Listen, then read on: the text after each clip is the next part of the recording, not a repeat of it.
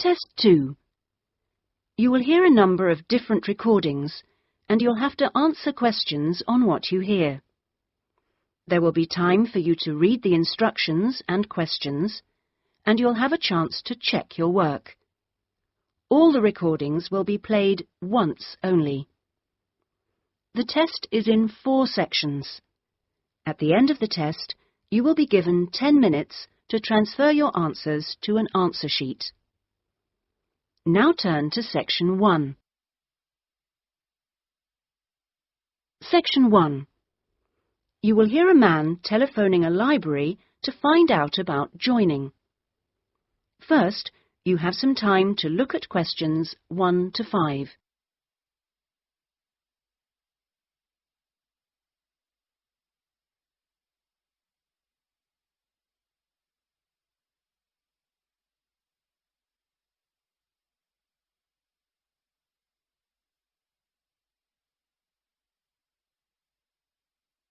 You will see that there is an example which has been done for you. On this occasion only, the conversation relating to this will be played first. Good morning, North College Library. How can I help you? I was wondering if it was possible to join the library. Are you a student at North College? No, I'm not, but someone told me it was possible to join even if I wasn't. That's right, it is. Are you over 18? That's our minimum joining age. Yes, I am. The minimum joining age is 18, so 18 years has been written in the space. Now we shall begin. You should answer the questions as you listen, because you will not hear the recording a second time. Listen carefully and answer questions 1 to 5. Good morning, North College Library. How can I help you? I was wondering if it was possible to join the library. Are you a student at North College? No, I'm not, but someone told me it was possible to join even if I wasn't. That's right, it is. Are you over 18? That's our minimum joining age. Yes, I am. That's no problem then. Could you tell me what I have to do to join? Well, you'll need to come into the library and fill out some forms. You'll also need to bring 2 passport photos with you. We also need 2 documents for ID, so a driving license would be fine. I've got that. And what else? A credit card? No, it needs to have your address on it. Shall I bring a bank statement? Would that do? That'll be fine. Good. Does it cost anything to join? Well, it's free for students here, but otherwise it's £125 per year, or £25 if you've got a current student card from another college. I was at Westerly College until last year, but now I've got a job at Jefferson Steel Factory. It's more expensive than I thought. My local library is free. But you'll find they don't have the range of reference books or facilities which we buy for our students. That's why you have to pay to be an external member. I see. How many books can I borrow? We allow 12 items borrowed at any one time if you're a student, and that includes CDs, DVDs and videos. However, it's only 8 items for members of the public. Fine. And how long can I have them for? Well, you can have both fiction and reference books for 4 weeks, which isn't bad, really. And what happens if I return them late? Like all libraries, there's a fine system in place. The minimum fine is £1.50, but it can be much higher for some items, up to £5 per week. We'll give you a booklet with all the details when you join. You can always renew items, if they're not required by anyone else, by telephoning or logging onto our website. Before you hear the rest of the telephone call, you have some time to look at questions 6 to 10.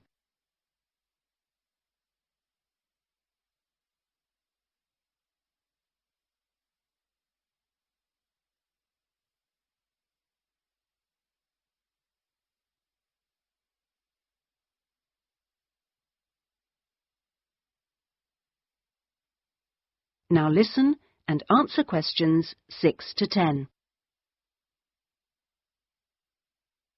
What about the computers? Can I use them free of charge? For college students it's free, but for external members like yourself, the first hour is free, and then we make a nominal charge of £1 per hour thereafter. Do I have to book in advance for them? Oh, yes, it's advisable. Most people tend to book 24 hours in advance, although sometimes you can get one with only 6 hours' notice. However, the earliest you can book a computer is 48 hours before you need it, and you can only book 1 hour at a time. If no one else has booked the computer out, then you may be able to have another hour if you want. We have a wide range of databases, so the computers are in great demand. I'm thinking of doing some writing, and I might need to access national newspapers. Do you have them on these databases? We do indeed. We've got all the big nationals, The Guardian and The Observer, The Independent, and The Times and Sunday Times. We've also got all the local papers and a wide selection of magazines. Excellent. I assume you have photocopying facilities? Of course. 5p a sheet for both A4 and A3 black and white copies, and 40p a sheet for colour.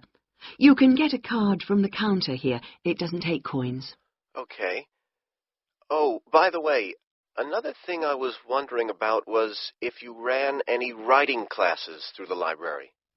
We do, but you'll have to speak to John Grantingham about that. He's our resident author. He runs the creative writing classes. John Grant... could you spell that for me, please? Certainly. Grantingham.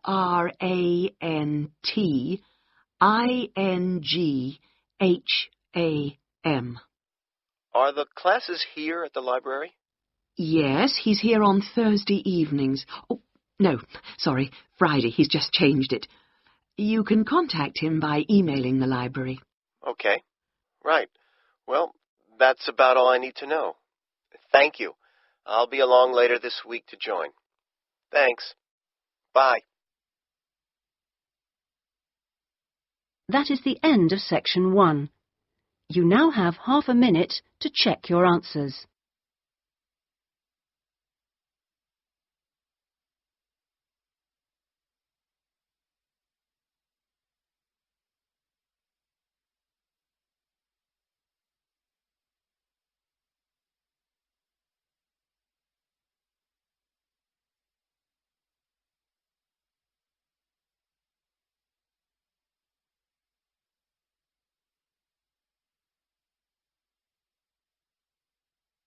Now turn to Section 2. Section 2.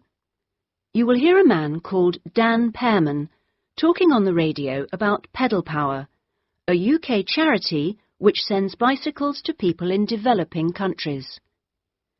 First, you have some time to look at questions 11 to 15.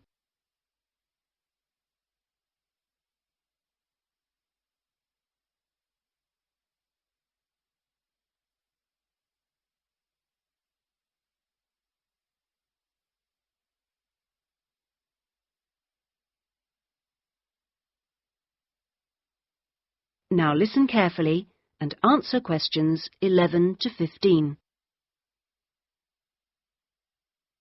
My name's Dan Pearman, and I'd like to talk about the work of Pedal Power, a small charity based mainly in the UK. I'll be giving our contact details at the end, if anyone would like to find out more about how to support us. But first, how the charity began. I got the idea of exporting bicycles to developing countries while I was in Ecuador. I went there in 1993, just after graduating from university.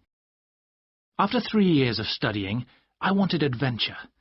I loved travelling, so I decided to join a voluntary organisation and was sent to Ecuador to carry out land surveys. The project came to an end after 5 years, and when I returned to the UK in 1998, I started planning Pedal Power. Where I lived in Ecuador was a very rural area. My neighbour had the only bicycle in the village, whereas everyone else walked everywhere. My neighbour's business was unusually successful, and for years I couldn't understand why. Then I realised having a bike meant he could get where he wanted to go without much trouble. Other local carpenters could only accept jobs in a 3-kilometre radius, so no matter how skilled they were, they could never do as many jobs as my neighbour. At Pedal Power, We collect second-hand bikes in the UK and send them to some of the poorest regions in the world. When we distribute bikes overseas, we don't give them away for free. We'd like to, but long-term that doesn't really help the local economy. The demand for bikes is enormous, which makes them very expensive locally. So we sell them for 5% of the normal price. But in order to continue operating, we need to have a constant supply of bikes which we send out every 6 months. One example of a town that's received bicycles from Pedal Power is Rivas. It was the first place I sent a full container of bicycles to. Most people there now own a bicycle. The local economy has developed so much you wouldn't recognize it as the same place.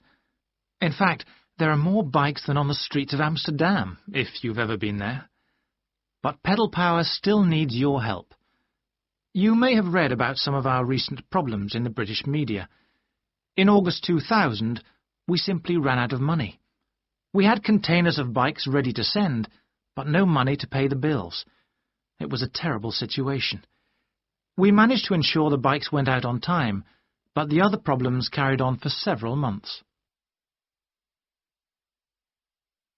Before you hear the rest of the talk, you have some time to look at questions 16 to 20.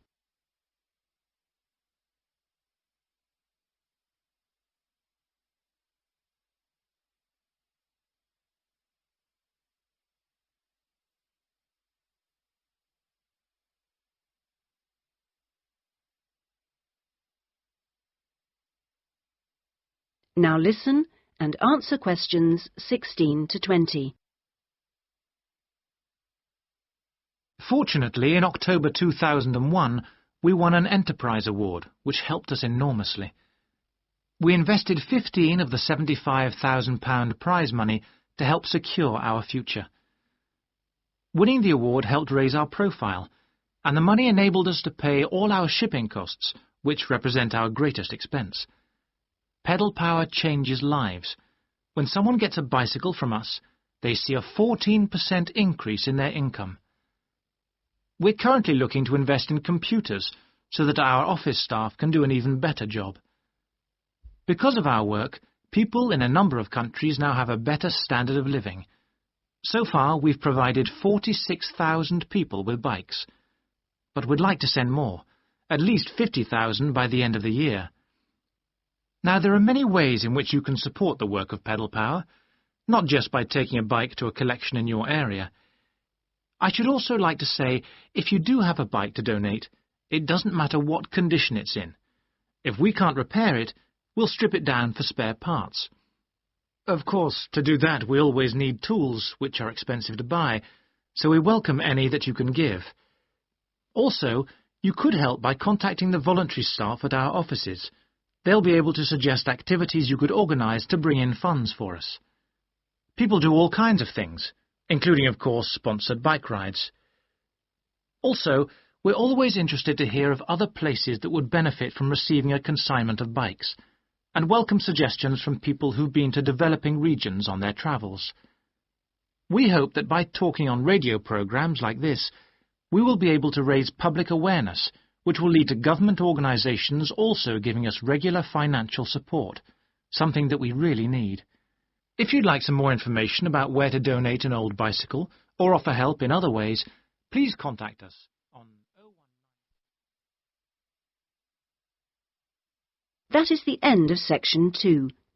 You now have half a minute to check your answers.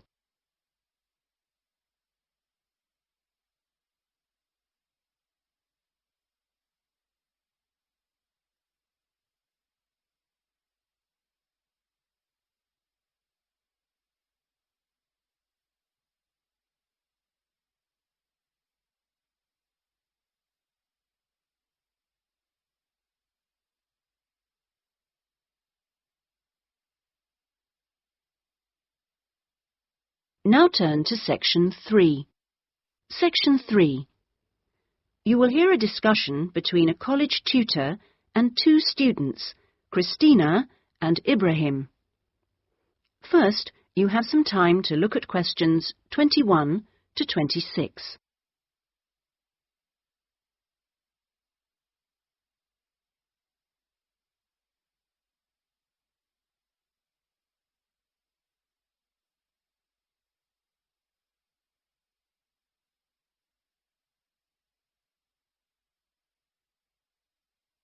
Now listen carefully and answer questions 21 to 26. First of all, I'd just like to say, Christina and Ibrahim, that I really enjoyed watching your video about student life last week. And I could see that the rest of the group did too. You did really well, and I hope that you got a lot out of it. I'd like to use this tutorial as a feedback session where you reflect on the experience of doing the project. So, Christina, I was wondering, what did you enjoy most about making the video? I liked using the camera. Is it the first time you've operated one like that? Yes, it is. Well, the results were very good. Anything else? I also enjoyed visiting one of the British students we filmed. I'd never been inside a British home before. Okay, Christina, thanks. What about you, Ibrahim? What did you enjoy? Well, for me, it was a very good chance to get to know students who are on other courses, because everyone in our group is studying English, and we don't usually have much to do with the rest of the college. Yes, good. Do you think you'll maintain the contact now? Well, I hope so. I've invited 3 of them to have dinner with me next week. Great. If you haven't decided what to make yet, I can tell you they'll love trying Arab dishes. And, of course, it's good for your English, too. Christina, what did you find? What was the most useful aspect of the project from the point of view of the English practice? I think when we were being shown how to edit the film, we had to follow the instructions, and that was very good practice for me. And I also learned some technical words that I hadn't heard before. What about you, Ibrahim? What was the most useful for your English? It was listening to the British students, because they don't speak as slowly as most of the tutors on our course. I think they speak at natural speed, so it forces me to get used to it. And they use a lot of slang. So you learned some new words which will be useful? Yes. Good. I'm glad it helped. Well, we've talked a little bit about enjoyment and about language practice. Were there any other benefits? What else did you feel you'd learned from the project? Was it useful in other ways? Yes, well, firstly, I learned how to use a video camera, and also I think I really learned a lot about working together with other people. I've never done anything with a group before, and we had to find ways of cooperating and compromising, and sometimes persuading people when they don't agree with you. Yes, that is a very useful experience, I know. Before you hear the rest of the discussion, you have some time to look at questions 27 to 30.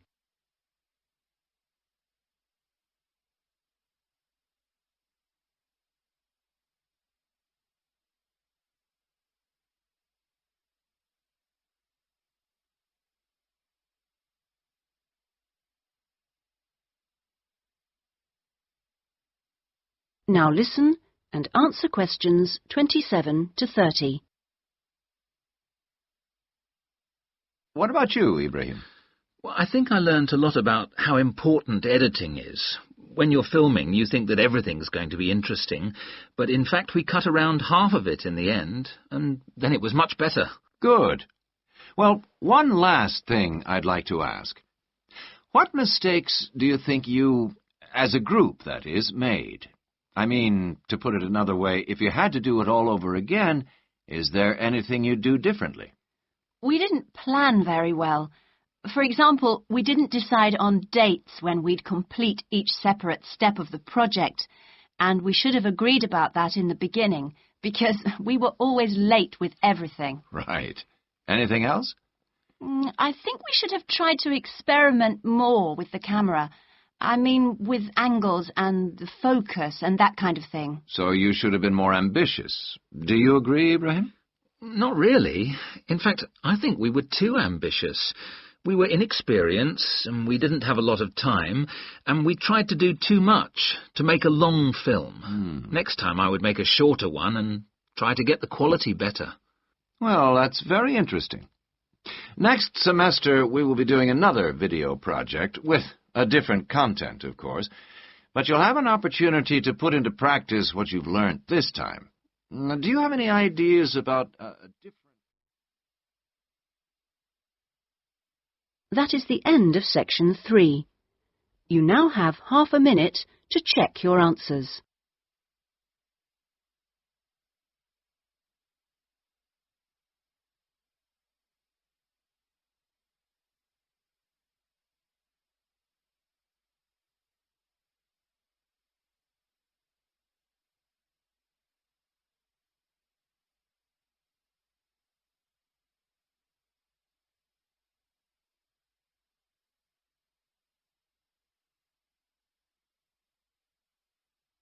Now turn to section 4. Section 4. You will hear a talk about scientific research in the continent of Antarctica. First, you have some time to look at questions 31 to 40.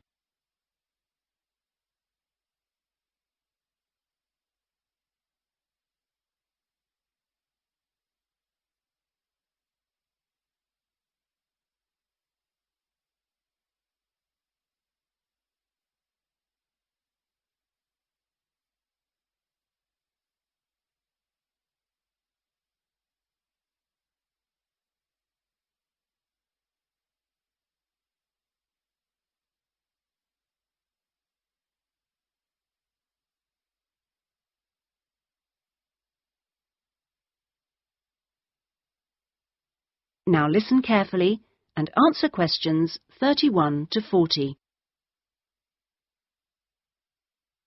Tonight I'm going to talk to you about that remarkable continent, Antarctica. Remote, hostile, and at present uninhabited on a permanent basis. For early explorers, it was the ultimate survival contest. For researchers like me, it remains a place of great intellectual challenge, while for the modern tourist, it's simply a wilderness of great beauty. First, some facts and figures. Antarctica is a place of extremes, the highest, coldest, and windiest continent, and over 58 times the size of the UK. The ice cap contains almost 70% of the world's fresh water and 90% of its ice. But with very low snowfall, most of the continent technically falls unbelievably into the category of desert. Huge icebergs break off the continent each year, while in winter, half the surrounding ocean freezes over, which means its size almost doubles.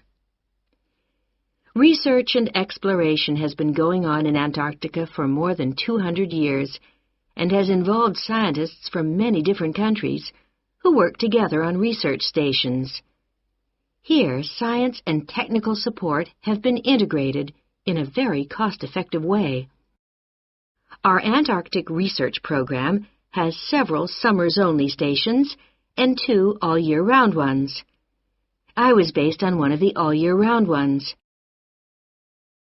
The research stations are really self-contained communities of about 20 people.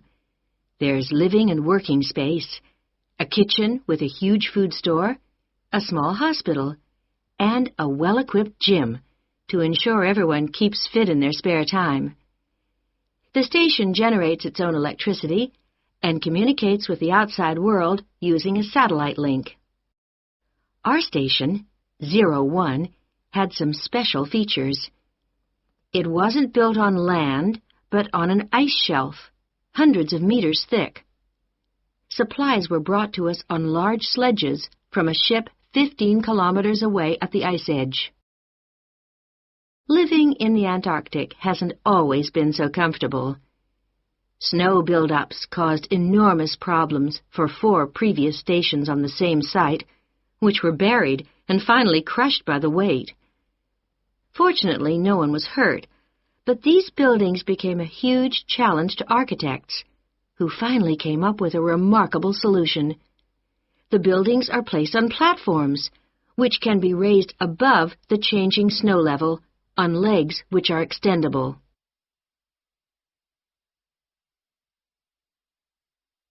Food is one of the most important aspects of survival in a polar climate. People living there need to obtain a lot more energy from their food, both to keep warm and to undertake heavy physical work.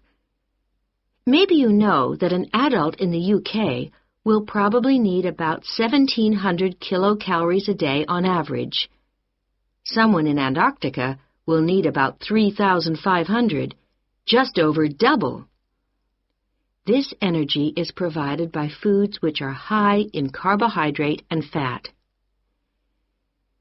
Rations for fieldwork present an additional problem. They need to provide maximum energy, but they must also be compact and light for easy transport. Special boxes are prepared, each containing enough food for one person for 20 days. You may be familiar with coffee processed by freeze-drying, which preserves the quality of the food product while making a large saving in weight. Well, this type of presentation is ideal in our situation. It wasn't available to earlier polar explorers whose diet was commonly insufficient for their health. I think that being at the cutting edge of science has a special appeal for everyone working in Antarctica, in whatever capacity. As a marine biologist, my own research was fascinating, but it's perhaps climate change research that is the most crucial field of study. Within this general field, surveying changes in the volume and stability of the ice cap is vital, since these may have profound effects on world sea levels and on ocean currents. A second important area is monitoring the size of the hole in the ozone layer above Antarctica, since this is an indicator of global ultraviolet radiation levels. Thirdly, bubbles in the ice sheet itself provide an index of pollution, because frozen inside them are samples of previous atmospheres over the past 500,000 years, and these provide us with evidence for the effects of such human activities as agriculture and industry. There are an increasing number of opportunities for young people to work for a period in Antarctica, not only as research assistants in projects like mine, but also in a wide range of junior administrative and technical positions, including vacancies for map makers. I hope that the insights I've provided will encourage you to take up these opportunities in this fascinating continent. That is the end of section 4. You now have half a minute to check your answers.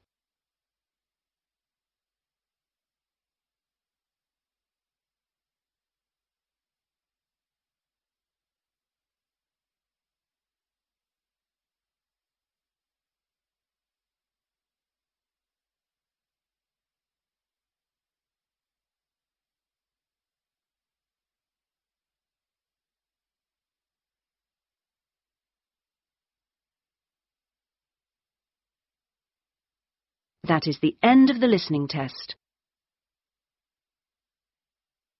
In the IELTS test, you would now have 10 minutes to